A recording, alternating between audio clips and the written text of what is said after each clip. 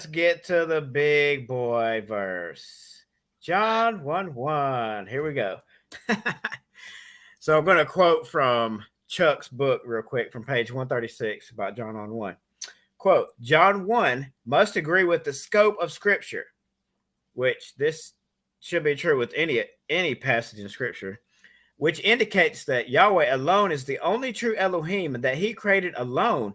In addition, John's own statements about his position on the matter, shown later, harmonize with the scope of Scripture. So let's read the verse real quick. John 1:1-3. In the beginning was the Word was with Elohim, and the Word was Elohim. He was in the beginning with Elohim. All came to be through him, and without him, not even one came to be that came to be. So we have over 50 verses in Scripture that shows the Father alone created. Are we going to just dismiss those passages when reading John chapter 1? And let me say this before we dive a little deeper on John 1. So speaking of John, me and John are here we're in one accord. we're doing this series because from our perspective, we think the Trinity is a tradition of men and it's not found in Scripture, and we're trying to put forward the best argument that we can from Scripture and history, but we don't agree on every little detail when it comes to divinities, but we can still get together and share our commonality. So I just want to share that now, because as we move forward, when the topic of pre-existence comes up, we'll probably be sharing different perspectives. So I just want to lay the foundation for when we get to pre-existence later on. I don't know if you want to add to that or piggyback. Yeah, so just when people are just starting to get used to the three different labels of modalism, Trinitarianism, and Unitarianism, there's now two more labels to remember. Within Unitarianism, just picture two branches breaking off. They're still both Unitarian. They believe the Father is Yahweh alone, but one believes that Yeshua pre-existed, and one believes that he did not exist until he was born of Mary. Matthew Beavers here believes that Yeshua pre-existed consciously, and that would be considered Arianism. Stemmed from the name Arius, who was considered a heretic through the Council of Nicaea. And then you have Socinianism, and the Socinians believe that Yeshua did not exist until the birth. And obviously everyone believes that their faith and their doctrine comes from first century understanding. It's not like they just invented the doctrine, but you got to put a name on it. So they put Arianism for pre-existence, Socinianism for not pre-existent, just to help out anybody out there. Just to add more terms or labels in there. And so I'll share one reason why I believe in the pre-existence before he was born of virgin birth from his mama Mary is in not everybody accepts Enoch. There's different camps within the Torah community. Some people accept Enoch as Scripture, which I do, and others don't. That's okay. Everybody's in a different spot, and I'm not gonna put people on blast because they don't accept Enoch as Scripture. So for your studies, we don't have this in the presentation, so go read Enoch 48. And if you want to type that in the chat for me, Wendy, that'd be awesome. So Enoch 48, that's part of the reason why, from my perspective, he did pre-exist. So now that we have that out of the way, let's keep rocking with talking about John 1:1. So let's look at logos. So if you look up the word in your scriptures, you're going to find the word logos, which is G3056. So let me read just a little bit of it. Maybe I'll read all of it. Yeah, I'll go ahead and read all of it. From G3004, something said, including the thought, by implication, a topic, subject of discourse, also reasoning, the mental faculty or motive, by extension, a computation, specifically with the article in John, the divine expression, that is Christ. So can you see James Strong's Trinitarian bias at the end of the definition of logos that we just read? I don't know if you want to touch on that, brother, before we keep rolling.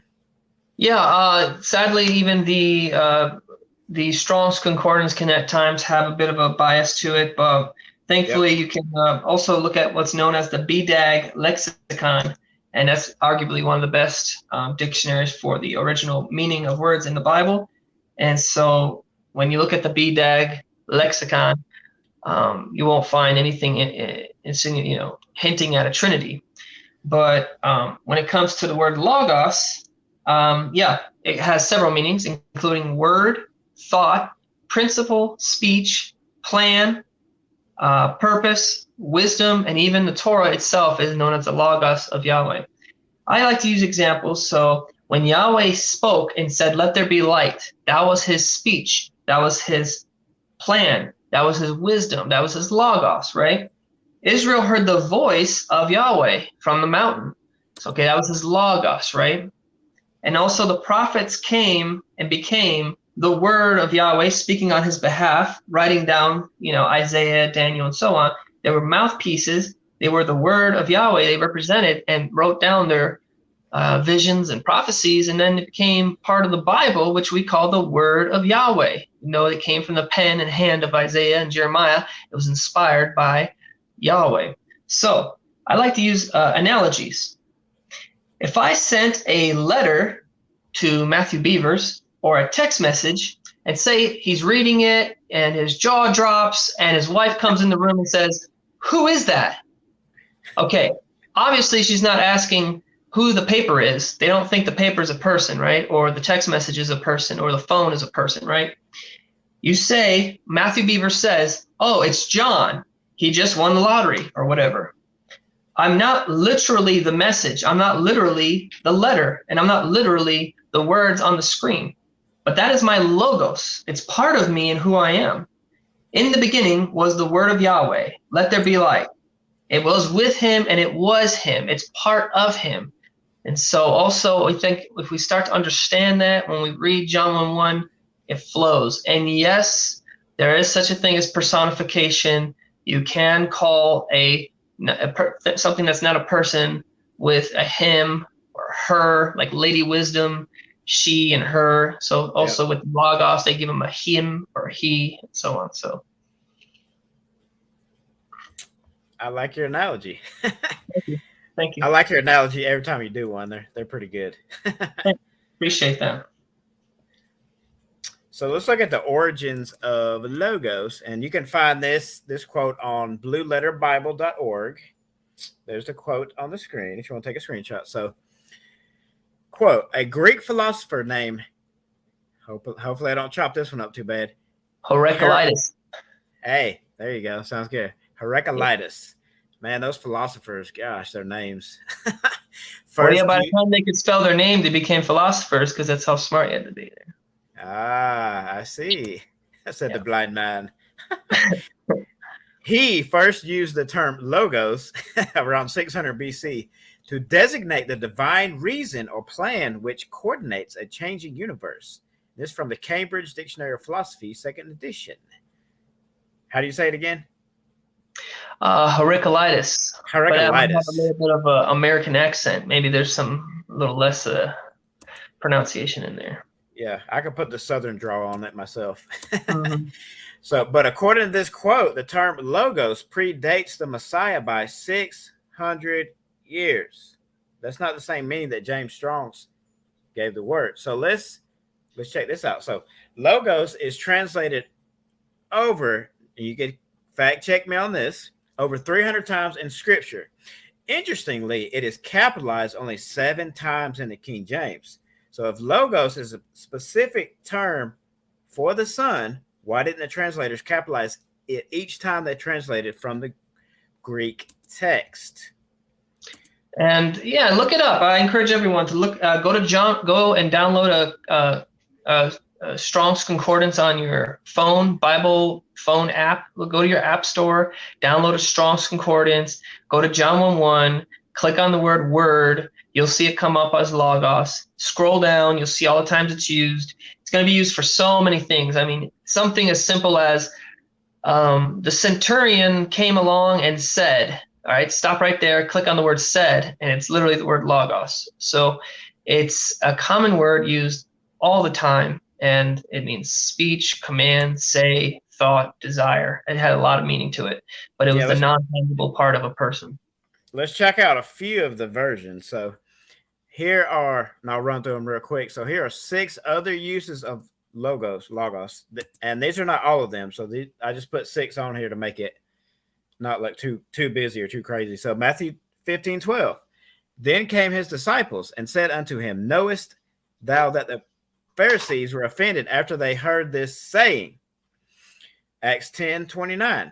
Therefore came I unto you without gainsaying, as soon as I was sent for. I asked therefore what intent ye have sent for me. 2 chapters earlier, Acts 8:21. Thou hast neither part nor lot in this matter, for thy heart is not right in the sight of God. Matthew 12:36. But I say unto you that every idle word that men shall speak, they shall give account thereof in the day of judgment. Matthew 5:37. But let your communication be nay, nay. For whatsoever is more than these cometh of evil. And then last but not least is 1 Corinthians, should be an S there, 1:18. For the preaching of the cross is to them that perish foolishness. Come on, Matt, spit it out. But unto us which are saved, it is the power of God. So here we have saying, intent, matter, account, communication, preaching, a bunch of different uses of the word logos. Now, also, if you want to look at it and say, well, it's capitalized, and I'll say, well, look at the original, look at the oldest manuscripts we have today of John 1:1, and you'll see that there's no uppercase, lowercase, it's all the same font. And so when they translated it, and they looked at each other and they said, okay, we've used this word 300 times. I say we capitalize it this time. Well, why would you do that? Well, because I think it's Jesus, so let's capitalize it. And then obviously, me and myself included, laying in bed one day reading John 1:1 as a Christian, like 7 years ago, and I'm thinking, yep, that's Jesus. But when you capitalize the W, I'm going to associate that with Yeshua. And I'm going to think, oh, it pre-existed. Well said. Get it on there. There we go. So let me read John 1:1 again, and then I think this will conclude the logos section. In the beginning was the Word, and the Word was with Elohim, and the Word was Elohim. So how can logos be with Elohim and be Elohim all at the same time? Can I quickly say that they'll scroll down to John, I believe John 1:18, it says, and the Word became flesh. So they'll say, whatever the Word is, it became flesh. And we know the flesh is Yeshua. Yeshua is the Word. The Word is Elohim. There we go. Yeshua is Yahweh. Boom. Yep. Close your Bible. Go home. Game over. There we go. You got me. So I say, well, the Word became flesh. No different than if I was working with Matthew Beavers and we had this entire plan set out on a table. We drew out this entire go-kart, right, with a pen and pencil and a paper. We drew out the wheels and everything and had it all on paper. We had all the dimensions measured, which screws we're going to use, what kind of engine it's going to have. Okay, that's our logos, our plan, our purpose, our desire. And when we finally built it, say a year later, it became flesh. It's no longer just an idea. It became reality.